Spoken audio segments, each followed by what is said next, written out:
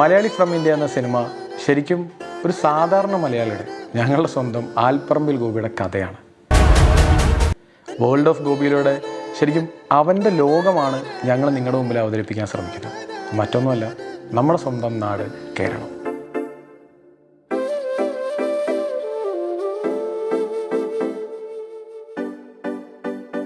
അവിടെ കുറച്ച് സുഹൃത്തുക്കളും അവിടെ കളിച്ചിരിച്ച് നടക്കുന്ന ഒരുത്തനും വലിയ വീട്ടുകാർക്കൊന്നും വലിയ ഗുണമില്ലാത്ത ഒരു എനിക്ക് അങ്ങനത്തെ ഒരു സ്പേസ് രസമാണ്. അത് ഭയങ്കര എക്സ്പ്ലോർ ചെയ്ത് ഫണ്ണായിട്ട് ചെയ്യാം എന്നുള്ളൊരു ഇതുണ്ടായിരുന്നു.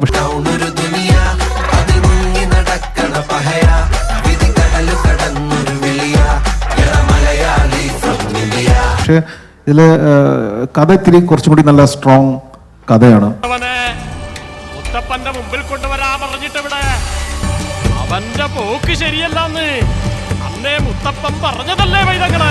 ജനഗണമനയുടെ ഒരു ടീസറോ ട്രെയിലറോ ഒക്കെ ആയിട്ട് റിലീസ് ചെയ്തിട്ടില്ലേ?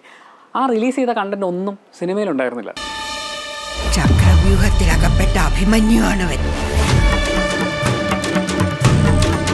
ടീസർ കാണുമ്പോൾ എനിക്ക് തോന്നുന്നത് ഇതിൽ എന്തൊക്കെ ഉണ്ടാവുക എന്നുള്ളതാണ്.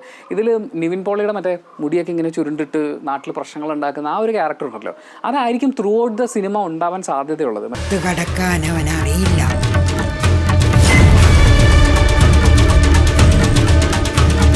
കരുതിയിരിക്കാൻ പറയണം.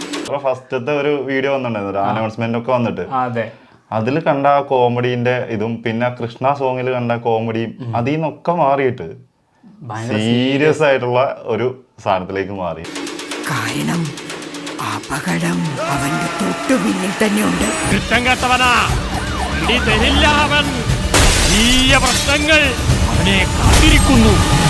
ഈ ടീസർ കണ്ടിട്ട് ഇവരെ വിശ്വസിക്കാൻ പാടില്ല എന്നേ ഞാനും പറയുള്ളൂ.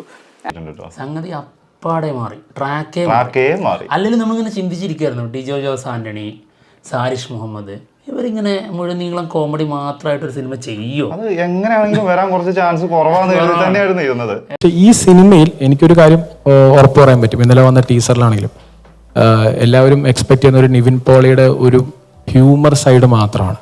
പക്ഷെ എനിക്ക് തോന്നുന്നു ഈ സിനിമയിൽ എനിക്ക് കുറേയും കൂടെ ഒരു ഇമോഷണൽ ഒരു 360 ഡിഗ്രി നിവിൻ പോളിയുടെ കവർ ചെയ്യാൻ സാധിച്ചിട്ടുണ്ട്.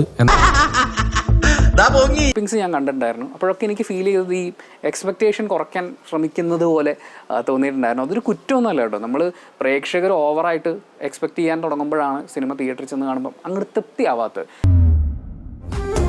നിവിൻ പോളീസ് ബാക്ക് അത് ശരിയാട്ടോ. എന്താണെങ്കിലും അതേപോലെ നമ്മളെല്ലാരും ആഗ്രഹിക്കുന്ന പോലെ തന്നെ ഒരു തിരിച്ചുവരവാകട്ടെ. എന്തായാലും ഗംഭീര ടീച്ചറാണ് വന്നിട്ടുള്ളത്. പ്രേക്ഷകര് പ്രതീക്ഷിക്കുന്ന രീതിയിലുള്ള ഒരു ഐറ്റം അല്ലാന്ന് തോന്നുന്നു. അതെ, അത് കൺഫ്യൂഷൻ ആക്കിയുള്ള സാധനമായി. അതെ അതെ, നമ്മള് മുഴുനീളം കോമഡിക്കായിട്ട് ഇരിക്കണ്ട എന്നുള്ളതിന്റെ സൂചനയാണ്. മാസ് എന്ന് പറഞ്ഞാ പോരാ, മരണ മാസ്. നോക്കിയോ, it's going to be hit.